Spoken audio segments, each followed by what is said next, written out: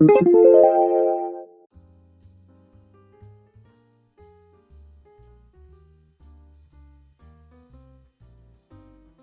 回は Photoshop Elements のコピーの方法を確認しておきましょう。コピーは超基本的なことなので、今更と思われる方もいらっしゃるかと思いますが、Photoshop 独自のコピーの方法がありますから、最後までご覧ください。フルバージョンの Photoshop でも同じ操作方法になります。では、まず編集メニューの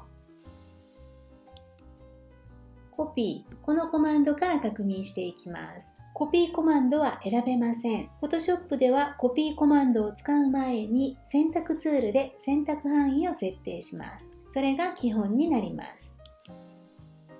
選択ツールを持って被写体を選択しましょう。羊がね、選択できましたね。編集メニューに戻ります。コピーを選ぶことができます。ショートカットはコマンドあるいはコントロール C、選択範囲内のピクセルがクリップボードに一旦保存されます。そしてこれを貼り付けます。編集のペーストですね。このショートカットキーはコマンドあるいはコントロール V です。そうすると選択範囲が解除されて、レイヤーを確認すると、新しいレイヤーに羊2匹がペーストされています。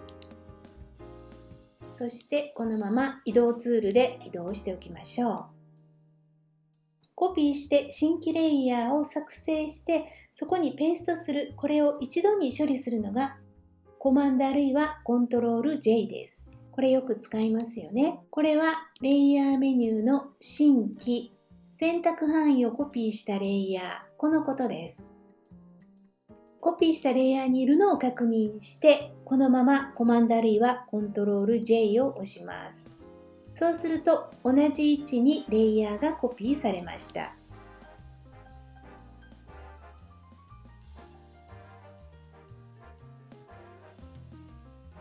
こちらの羊も選択してコピーしてみます。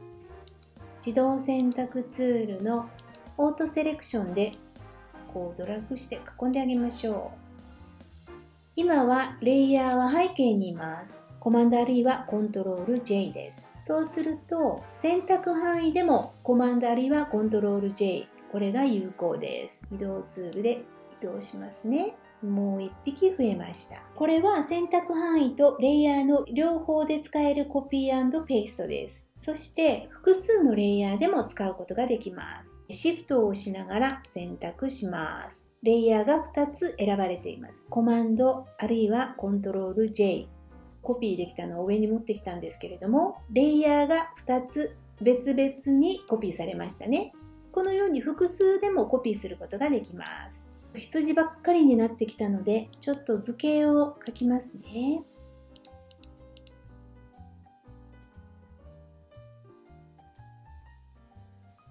移動ツールに持ち替えます。オプションあるいはオルトキーを押します。そうするとポインターが黒と白の三角形の二重になりましたね。この状態でドラッグをするとドラッグした位置にコピーができます。そしてレイヤーも新たに1つ追加されました。別の色に変えます。そしてこの2つをリンクします。同じようにオプションあるいはオルトキーを押したまま、選択は今黄色の丸を選んでいます。ドラッグするとマゼンタの色の円を選択していませんが、オプションあるいはオルトキーを押すと2つのレイヤーがコピーできます。このオプションあるいはオルトキーを押してコピーする方法は、レイヤースタイルやグラデーションの色を追加するときなんかね、そういうコピーの使い方もできます。この丸にレイヤーのレイヤースタイル、ドロップシャドウを設定します。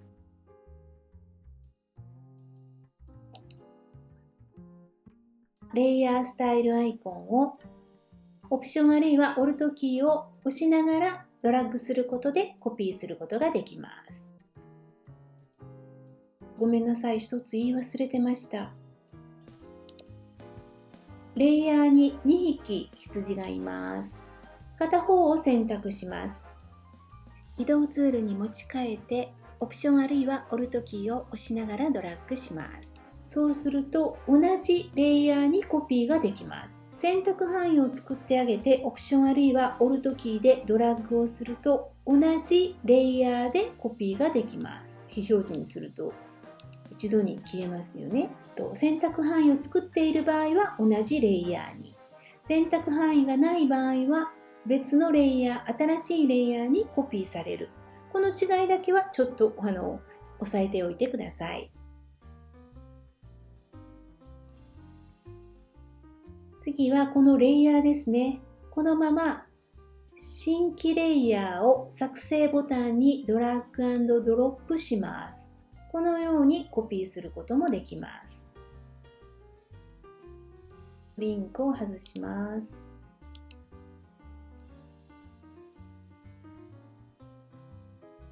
次はプルダウンメニューからコピーもできます。レイヤーを複製、あるいは右クリックのレイヤーを複製。これはよく使いますのでね、皆さんよく見覚えがあるかと思います。保存先を同じファイルにすると、このままレイヤーがコピーできます。表示されているレイヤーを結合して新規レイヤーにコピーするという方法もあります。コピーをしたい部分だけを表示にします。いらないのを非表示にしていきましょ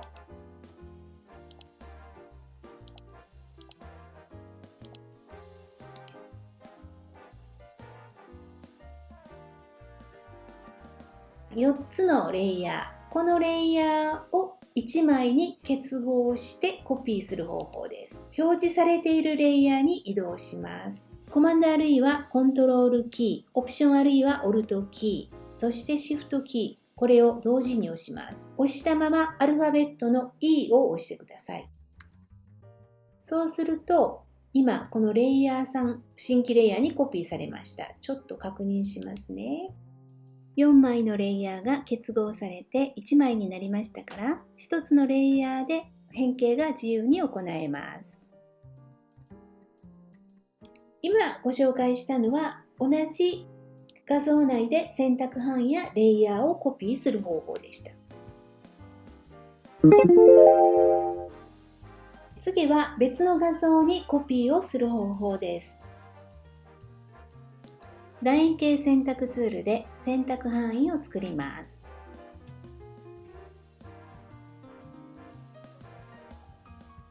選択範囲を変形することもできます。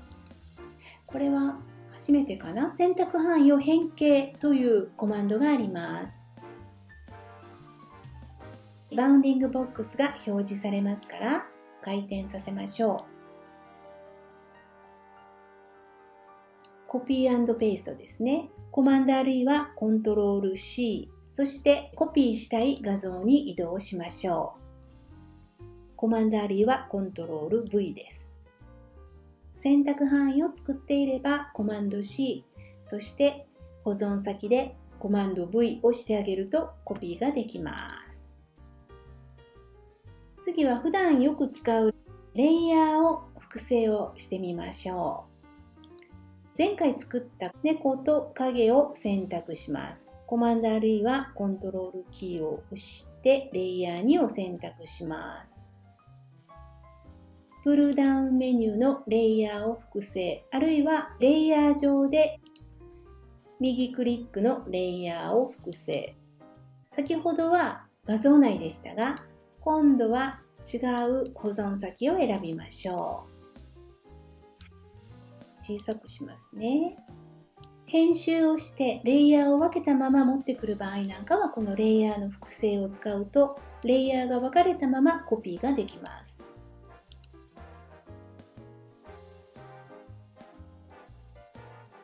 この写真を今の画像にコピーします。移動ツールを持っています。そしてこの画像をコピー先のタブに一度ドラッグします。マウスを押したままです。今画面が切り替わりましたね。まだマウスは押したままです。このまま画像内にマウスをドラッグして、そこで手を離します。そうすると画像がコピーできるんですね。マウスだけでできるので、ちょっといろんなところに行かなくていいので手軽かなとは思います。で、ちょっとこれはゴミ箱に入れておきます。フォトエリアに画像を用意してドラッグ&ドロップをするだけです。これは Photoshop Elements 独自のものなんですけれども、この画像をここに持ってきましょう。これでコピーができます。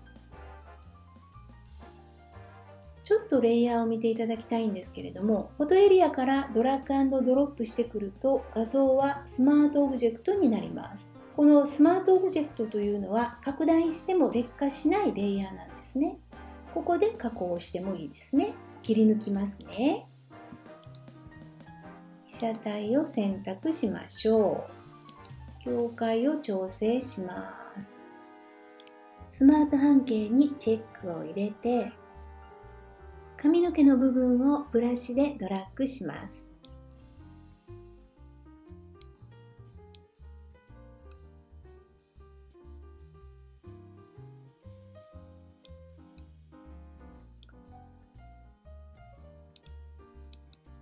切り替えて確認します。今回はコピーを使うので、このまま選択範囲で OK をしておきましょう。そしてコマンドあるいはコントロール J で新規レイヤーに切り抜きをコピーします。じゃあこれを下非表示にして、女の子だけが切り抜けましたね。大きさを調整しておきます。猫と同じようにちょっと影をつけますね。前回と同じになってしまいますが、コマンドあるいはコントロールキーを押したまま、レイヤーのサムネイルをクリックして選択範囲を作ります。描画色は黒。塗りつぶしツールで画面上でクリックします。選択を解除します。コマンドあるいはコントロール D です。移動ツールに持ち替えます。はい、一旦クリックして変形の準備をします。コマンドあるいはコントロールキーを押したまま、猫とね、同じような角度に影を落としましょ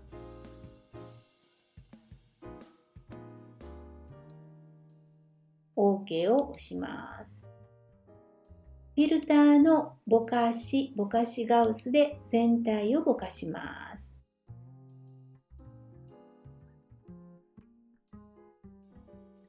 レイヤーはね、下に移動しておきましょう。レイヤーマスクを追加します。グラデーションツールに持ち替えて、黒、白、リニアを選んでいます。画面上でこのままドラッグをします。前回はちょっとね、上の方をぼかしたんですけれども、もうちょっとこう切れてますからね、このままでいいかと思います。透明度を下げていきましょう。こちらに影があるのに女の子のこの辺りがちょっと明るいですね。コマンドあるいはコントロールキーを押したままもう一度女の子の選択範囲を作ります。そして新規レイヤーを用意して今度は女の子の上に作ってください。選択範囲はこのままで次はブラシツールに持ち替えます。ブラシの種類はソフトブラシ。透明度はね、ちょっとね、下げておきます。ブラシのサイズを変更して、影が、こちらの方がね、ちょっと影になりますからね、ちょっと黒で塗っていきましょう。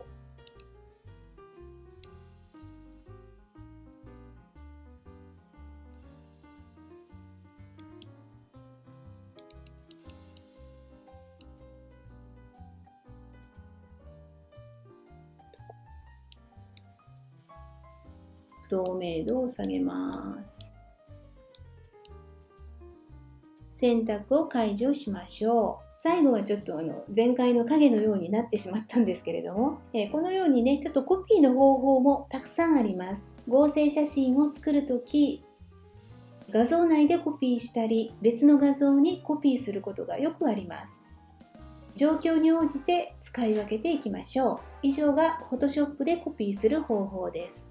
この動画がお役に立てば、エレメンツ講座の継続と動画作りの励みになりますので、チャンネル登録、高評価をお願いします。